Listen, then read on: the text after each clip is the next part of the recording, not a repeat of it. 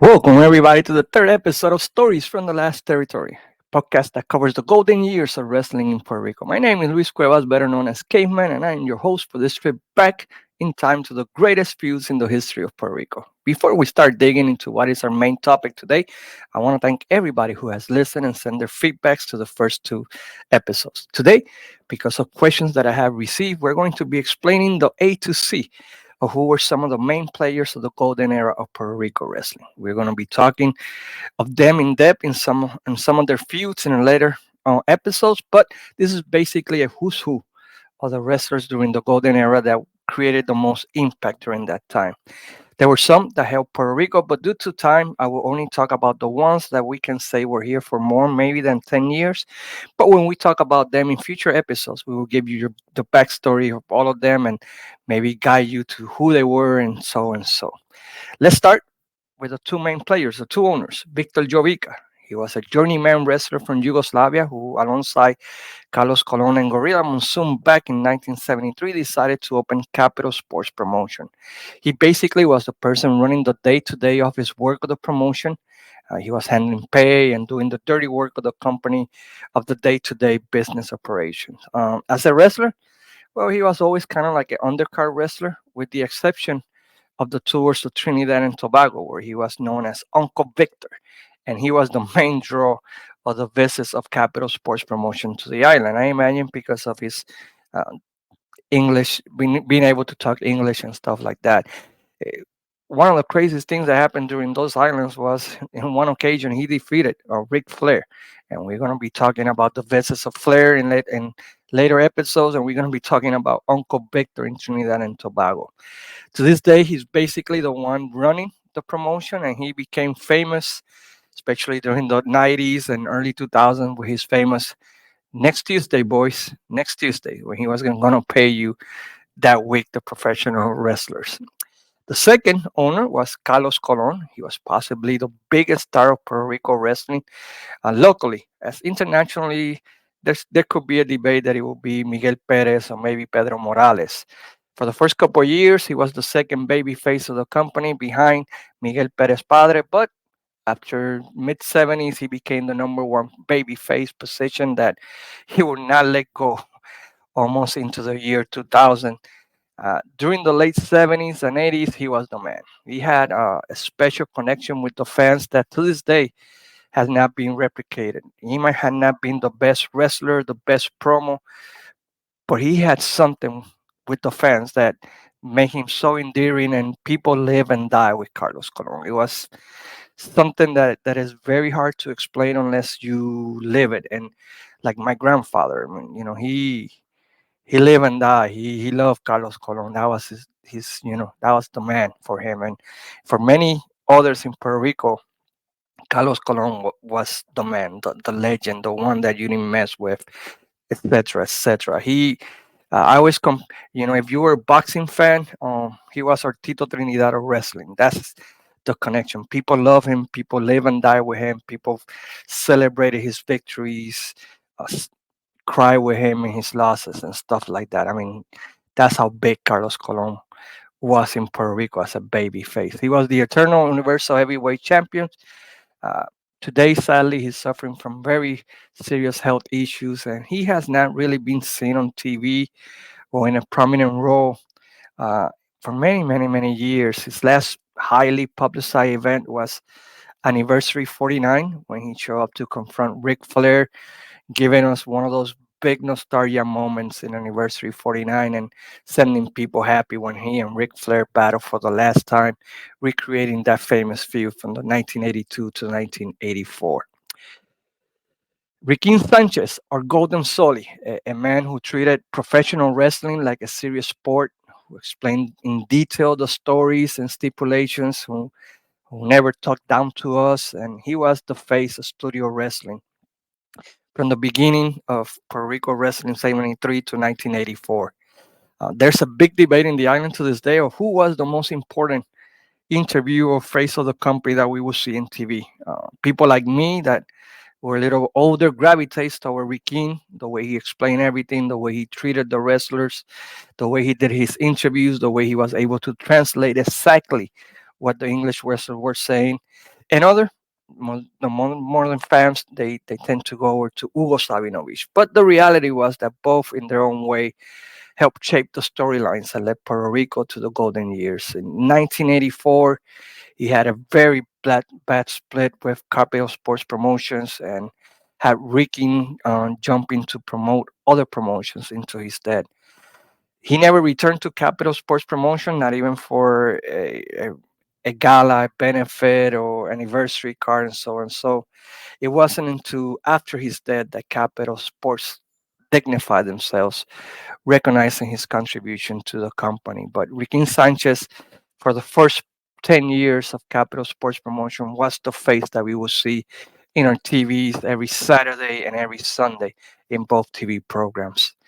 Uh, he was replaced by none other than maybe the most famous announcer from that came from Puerto Rico, even though he's from the Central America, and we're talking about Hugo Sabinovich. In the late 70s, he was like the Jimmy Hart of Puerto Rico. He was the lead number one heel manager. Everything ran through him. He was incredible in that role of heel manager. He was one of, like Jimmy Hart was able to, no matter how many losses or whatever, in next week on TV, he will get his heat back and he will be behind some of the greatest monsters that came to the island, like Abdullah the Butcher, Mongolian Stumper, the Cheek, Ernie Ladd, Mr. Fuji, and so on, Elks Baker, and stuff like that. His stuff that you can see in Armstrong Alley between 82 and 83 is amazing. There's a promo with Buddy Land there. Come here, buddy, buddy baby, buddy baby. Look at that body. That is one of the greatest things that you can see in TV. Uh, in late 83, early 84, he was betrayed by Barrabas or another manager during that time, and he became a baby face and slowly morphing into an announcer and producer of the TV show. Once on Capital Sports Promotion finished business relations with Ricky Sanchez. And he led he changed the format of the TV. He made it. He took it out of the studio wrestling. He took it out to the arenas. He modernized the product. He did a great job producing vignettes and stuff like that. And he had a hand in helping. He takes a lot of credit, but we have to give him his flowers in the sense that he was there and he was the face during the years of 85 to 88. And he did many things into his exit in 1991 over financial, like everything in Capital Sports Promotions, over financial settings. Who are the biggest heel in Puerto Rico? Well, there's a big debate. For some people, it's Huracán Castillo Padre, who in the late 70s was really the main hero that we knew in Puerto Rico into his turn in 1979 in helping Carlos Colon with the Vaqueros Locos, the Dutch Mantel. Uh, but in reality, I believe, and I think if you do a census of or a survey, it will be Chiquistar. He's possibly the greatest heel in the history of the island during the golden years. He's one of the few rule breakers who has gone to the mainstream. His heel turn against the Invader was so life changing. Even non wrestling fans are able to remember what they were doing that day that Chiqui Star finally betrayed Invader 1.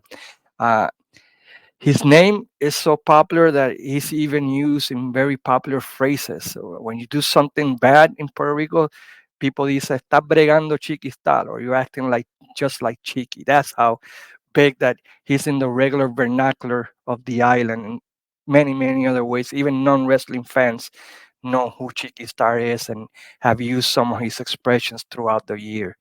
He was the leader of the sport club, the big group of heels batting the Justice Army of Carlos Colon, and his segment of Chiqui Star Sports Shop was like the Spanish version of the Roddy Pipers on Piper's Pit. And aside from Piper's Pit first year, I can honestly say the sport club was better. It was better in moving storylines and setting feuds. The way Chiqui Star talked to some of the main players are things that maybe cannot be said on TV nowadays because people are so sensitive and political correct and the cancel culture. But he was great in that section, and it was like the highlight of watching the TV show Saturday mornings because you couldn't wait what he was going to do in the sports shop or what field or what angle was going to be held in that sports club. He also formed one of the best tag teams in the island with Ron Starr, where they will call each other los primos or the cousins, and even though people knew that there was no way they were cousins, but it worked and it clicked and it brought more heat. Uh, he was like the Teflon man. He nothing could kill his heat. I mean, he was awesome. I mean, to this day, that run of Chiqui Star from 86 to 91 is amazing. And no hero has ever generated as much heat as Chiqui Star during that period of time. In reality, during that time, nothing happened in the island that he was not involved directly or indirectly in it, which leads us to the main player of Chiqui Star was Jose Gonzalez and the Invaders. Possibly the person most famous for not the right reasons outside of the island. Jose Gonzalez came to the island in the late 70s with Roberto Soto, a wrestler who worked mostly in the southern territories of the United States, and formed at that time one of the most famous tag teams in the history of Puerto Rico, Los Invaders. Both came as rule breakers, causing havoc in the island, but eventually uh, Invader 1 became a baby face when uh, invader number two, in this case Roberto Soto, uh, betrayed him, and he had some of the most bloodiest feuds in the history of the island. Carlos Colon had bloody feuds, but Invader sometimes went overboard. He was very, and to this day, he's very careful with his storylines, with his angles, and for good or for bad, he makes his stuff work. In the mid 80s, he formed a new tag team called the Invaders with Johnny Rivera, who became Invader 3 in Puerto Rico. I know that in the WWF he was Invader 2, but in Puerto Rico he was Invader 3. And they became the number one tag team in Puerto Rico. They feud with Super Medics. They were the Ninja Express of Kendo Nagasaki and Mr. Pogo. They feud with the biggest tag teams of the island during that time. He's considered, Jose Gonzalez, especially one of the top three promos in the history of the island for the way he could relate to the common man of the island. He had a way to connect in his promos with the local mechanic, with the local farmer. I mean, that's how good he was in his promos. I know that people hate him outside of Puerto Rico, but in Puerto Rico, and we're going to explain that in a later episode, there's a love hate relationship with the figure of Jose Gonzalez. He's always been a very controversial figure in the history of the island that we will cover in detail, the good, the bad, and everything. But uh, he was one of the main players of wrestling in Puerto Rico, and he has some of the greatest feuds that have ever happened in the island, and we're going to be talking about some of them later. Uh, the Three Musketeers, the same way New Japan had three musketeers that were going to lead professional wrestling to a new era in Puerto Rico, we had our own Three Musketeers in the figure of three of the four wrestlers we later known as the Boricuas in the WWF. Juan Rivera, Sabio Vega, who wrestled under the gimmick of TNT, who since his debut in the mid 80s became one of the most popular wrestlers in the island, even when he started as a heel.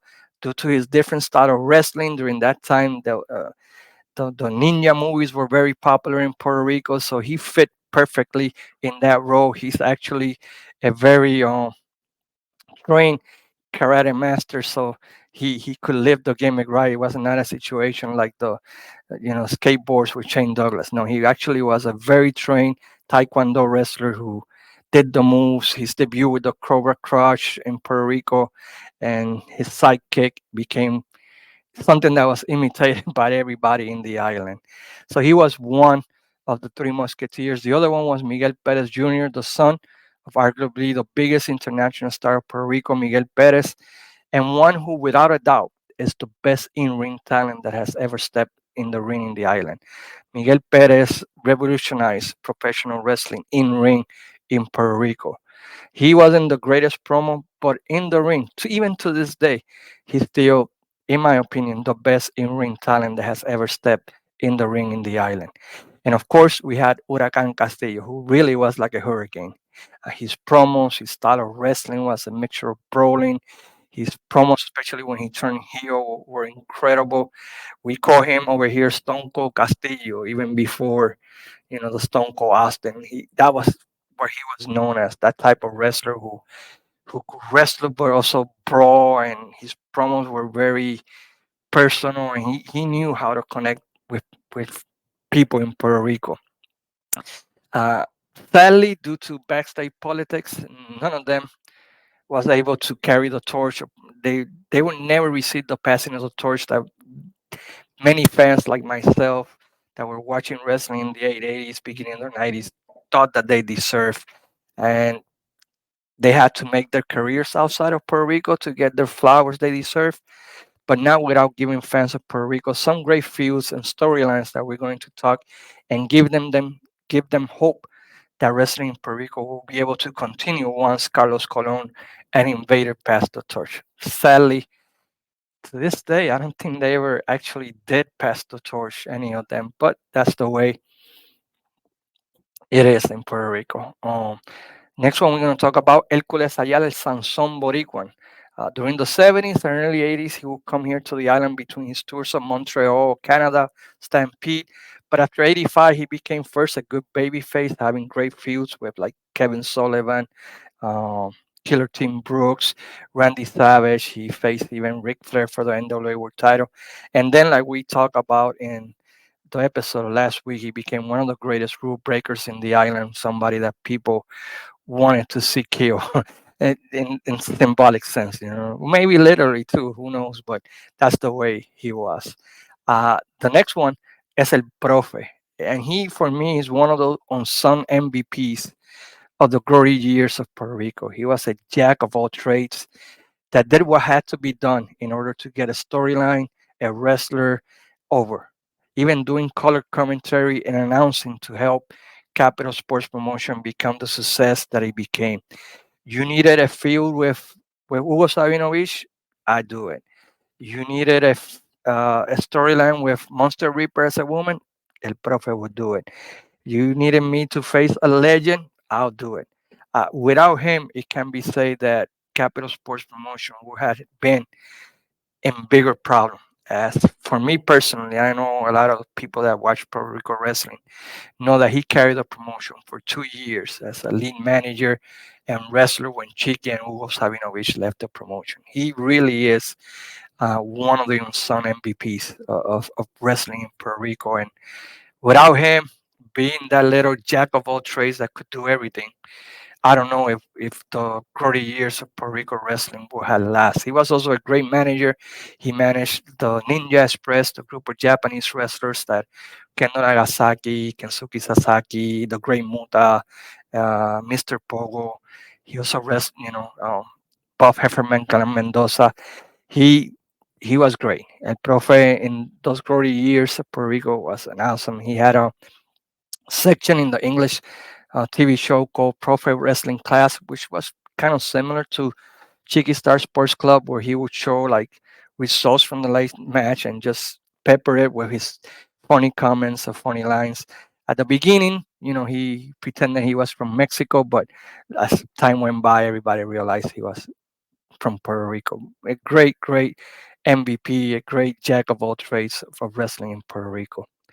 Two people who don't get the credit they deserve outside of Puerto Rico, who I believe were very important, were Joaquin Padín and Elio Gonzalez. While Hugo and maybe Riquín Sanchez might get more recognition for being the face of Capital, the heart and soul and the person that most fans relate to was the play-by-play of Joaquin Padín, who lived and died with each match and took us in a roller coaster ride for each match. He spoke and explained things to us in a way that we could relate. And without him, 90% of the storylines would have never had the success they had. His absence is one that has never been able to be filled in Puerto Rico. You can say when he left, the golden years left with him. That's how important he was to selling the stories, to taking us to what the wrestlers were feeling, the moves. I mean, he might not have known like terminal name of the moves, but he explained it to us in a way that we go, okay, I see why he calls it that way. And again, without him, 90% of the storylines would have never had the success they had. That's how good he was in selling us and being able to relate to us what was happening in the arena. He did the play-by-play uh, incredible. For me, he deserves more recognition that he deserves, and that's why I always end my podcast with the Sayonara Amigos as a tribute and honor to him. And Elio Gonzalez, the professor, what can we say about him? He was a ring announcer, he was a backup commentator, and basically took over when Hugo and Joaquin left. Profe and him became the number one team, and he was always, again, like Riquín Sanchez, treating wrestling seriously. He never took it as a joke. He explained it to us in a way that, you know, presented the seriousness of the situation. So them two, I think, deserve more credit that they have been receiving, and a lot of it has to do with the way Hugo Sabinovich in his page has sell himself, or oh, I did this, I did that. But there were many people who contribute in the announcing team to making Puerto Rico wrestling what it was. Puerto Rico wrestling could have not had the glory years without the journeymen. And we're talking about the Domingo Robles, los Saúl de Cantera, El Exótico, El Mundito Salgado, Isaac Rosario, to name a few who week after week on the TV tapings did their best to make the heels look like $1 million. Without them, it would have been impossible to make the shows as good as they were, because they made the heels look like they were serious threat to Carlos Colon or Invader or Super Medico, or many others that came in there. And that takes us to Super Medico Jose Estrada. For me, one of my favorite wrestlers during that time. He came in as a heel with Johnny Rods to form the Super Medicos, well, with different term members, and they would do the Fleabird rules here in Puerto Rico, which had never been done in Puerto Rico during that time. And later, he turned face and became, one of the best mid card wrestlers that they had. He was a wrestler that can do scientific, could do brawling. He was a great wrestler, Jose Estrada, and he's another one that I don't think gets the credit that he deserved for all his contributions to the golden years in Puerto Rico. Some of the biggest foreign stars we had during the golden years were basically a who's who of professional wrestling. It's better to say what Hall of Famer that wrestler in the 70s and 80s did not come during the island than to say who came. From Buddy Rogers to Bruno Sammartino, Gorilla Monsoon, Harley Race, uh, Ric Flair, Buddy Landale. I think the only ones that didn't come during that time to the island were the Midnight Express. The Road Warriors were here, Fabulous Ones, Jerry Lawler, and so many are the other stars that came during the island. But we're going to mention a couple that were regulars that made a huge dent in wrestling in Puerto Rico. Of course, we have to talk about Abdullah the Butcher. Every time the houses will start going down, here, the monster from Sudan will come and reactivate the island with his feud with Carlos Colon, Invader, TNT. He will do something that will cause people to react and come to the shows. He even had a great feud with Steve Strong that was very successful in 1989. And once houses were up, he would leave again. But that ability to come and in a couple of weeks just create havoc and bring the houses up was incredible. And it's a tribute to Abdullah the Butcher that made him a superstar in the island from the early 80s all the ways to 2010, 2015. That's how good he was in reactivating the cards. Uh, Pierre Martel or Frenchy Martin, since his debut in the mid 70s with his brother Michel and his loaded boot, his bloody and very intense feud with the Invader, to becoming one of the most beloved faces in the island, into his leaving to in the middle 83, left a legacy of great feuds and battles, and he was probably one of the first rule breakers that became babyface that was loved by the fans in the island. Ric Flair, as a traveling world champion, the run that he had between 82 to 84 in helping establish not only the World Wrestling Council World Championship, but also the Universal Heavyweight title cannot be underestimated.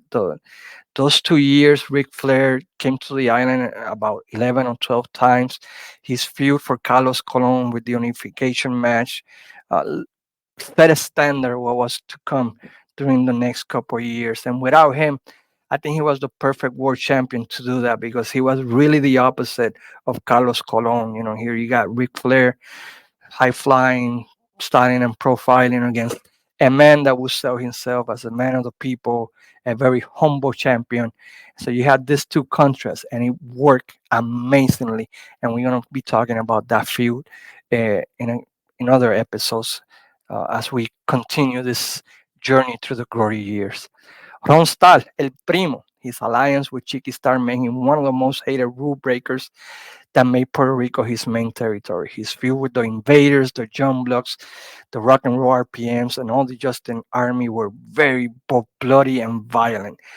His feud with Invader One for the TV title to this day is one of the most violent and personal feuds you can ever see in Puerto Rico. Yes, even for Puerto Rico standards, that feud was amazing. And to this day, how one of them didn't permanently damage themselves is one of those things that we will never know the answer. Of course, Bruiser Brody, who came in 1984, first as a heel batting Carlos Colon for the World Wrestling Council Universal Heavyweight Championship, then aligning himself with Stan Delaria Hansen, becoming one of the most powerful tag teams in the history of Puerto Rico, setting a record in anniversary 84 of more than 32,000 people seeing his battle against uh, Carlos Colon and Abdullah the Butcher in a great storyline that we're going to be talking in a future episode.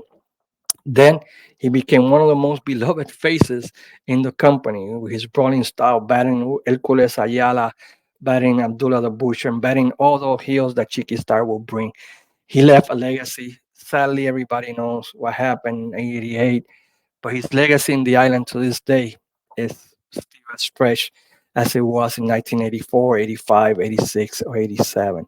So these are some of the main players that were during the golden years of professional wrestling. Of course, there are many more that I might have forgotten. But again, once we go deep into their feuds and what they did in the island, we're gonna be talking about them like Dick Steinburn, like many others that came and went during that time. Another question that people asked me was, what was the schedule of wrestling in Puerto Rico? Well, basically, the territory was a 7 day territory. Um, for a fact, I know Wednesdays was the TV tapings that happened every time, first in Bayamón, then in Rio Piedras, then in Cataño, which became, like the biggest, and then in many other places. Then Thursday, Friday were regular house shows in some parts of the island. Saturday was the big show. Most of the time it was in Caguas, La Cancha Bajo Techo de Caguas. And for the big shows, it was either Irán Bison, Juan Ramón Lubriel, or it was El Coliseo Roberto Clemente. On Sunday, most of the time they had two shows, one at 1 or 2 p.m. and somewhere in the central area. And then at night, they had their West Coast swing. They would do the house shows on the West Coast. According to Chiqui Star in an interview he did for a podcast called La Vuelta, Monday and Tuesdays, they would usually go to the islands like Trinidad, Tobago, and stuff like that. Uh, he never specified if it was a weekly thing or if it was just every now and then or once a month, but that was basically the territory of Puerto Rico. There were occasions when the product was really hot that you even had house shows on a Tuesday in some part of the island. So it was a very vibrant schedule. I mean, you could wrestle pretty much every day. The money was good. Nowadays, sadly, it's like once a month, twice if you have a good month, but it's still running, but not compared to the 30 years of professional wrestling back in the day. Next week, we're going to be talking about one of my favorite mid card feuds, one that changed the way technical wrestling was held in Puerto Rico. And we're going to be talking about Don Miguel Perez versus Super Black Ninja, better known as the Great Muta, next week's episode. So until then, thank you for taking your time to listen to the stories from the Last Territory podcast. Hope you guys enjoy it. Share it with your friends, and please leave your feedback and uh, luiscuevas36 at gmail or at X under Caveman Sona W. Until then, I'll say to you like I always say every week, sayonara, amigos.